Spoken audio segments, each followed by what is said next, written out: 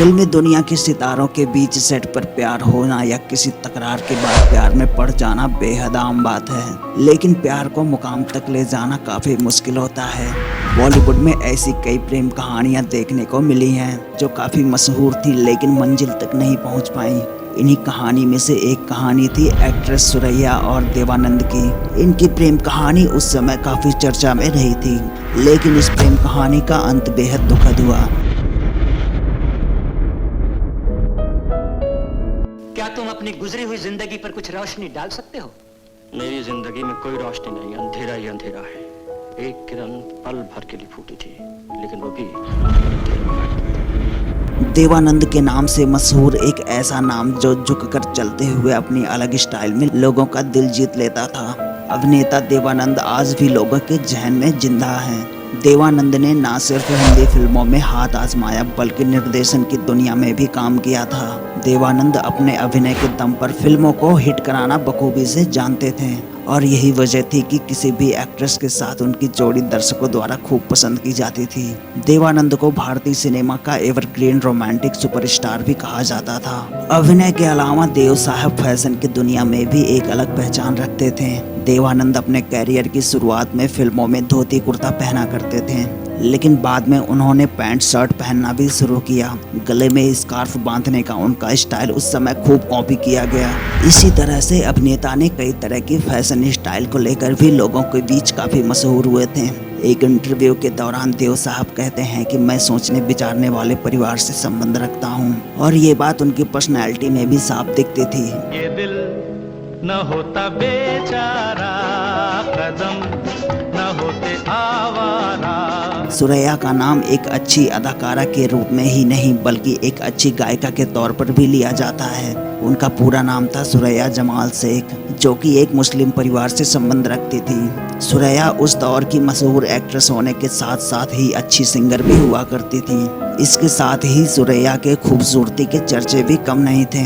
Marine drive के पास उनके घर कृष्णा महल के बाहर उनके फैंस की लाइन लगी रहती थी। कभी कभी तो मामला यहाँ तक पहुँच जाता था कि भीड़ को संभालने के लिए पुलिस को बुलाना पड़ता था। सुरैया बहुत कम अपनी फिल्मों के प्रीमियर पर जाती थी क्योंकि वहां उनके चाहने वालों की भीड़ बेकाबू हो जाती थी। साल 1943 में आई फिल्म इशारा ने उन्हें रातों रात स्टार बना दिया। फिल्म में सुरैया को अभिनेता पृथ्वीराज कपूर के साथ बतौर लीड हीरोइन काम करने का मौका मिला। 40 और 50 के दशक में बॉलीवुड की इस पहली ग्लैमर गर्ल ने एक से बढ़कर एक फिल्मों में काम किया। और अभी मचा दूं शोर तो बोलो क्या करोगे। साल 1940 में देवानंद फिल्म इंडस्ट्री में अपने पैर जमाने के लिए संघर्ष कर रहे थे और उस समय सुरैया मशहूर अभिनेत्री और सिंगर हुआ करती थी। देव और सुरैया की मुलाकात फिल्म विद्या के सेट पर हुई थी। दोनों की ये एक साथ पहली फिल्म थी। हुई जवानी लाई खुशी की दुनिया।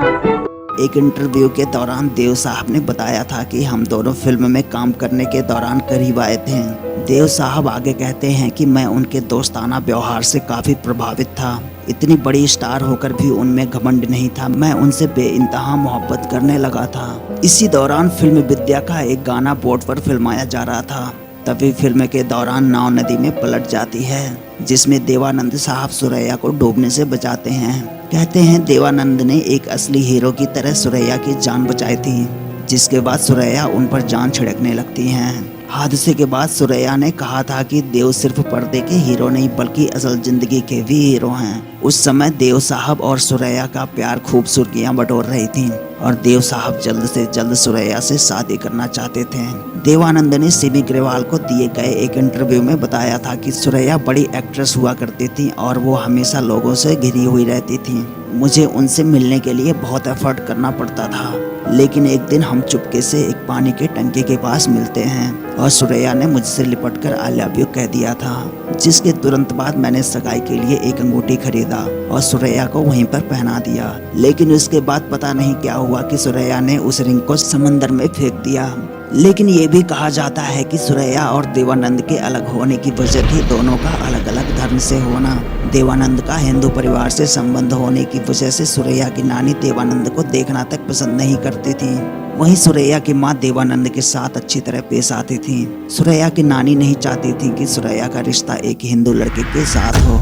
देवानंद की ऑटोबायोग्राफी रोमांसिंग विद लाइफ में इसके बारे में बताया गया है। सुरैया और देव के रिश्ते को लेकर उनकी नानी का रवैया बेहद सख्त हो गया था। यहाँ तक सुरैया की शूटिंग के दौरान भी नानी उन पर नजर रखती थी। ऐसे में दोनों का मिलना और बात करना लगभग बंद सा हो गया था।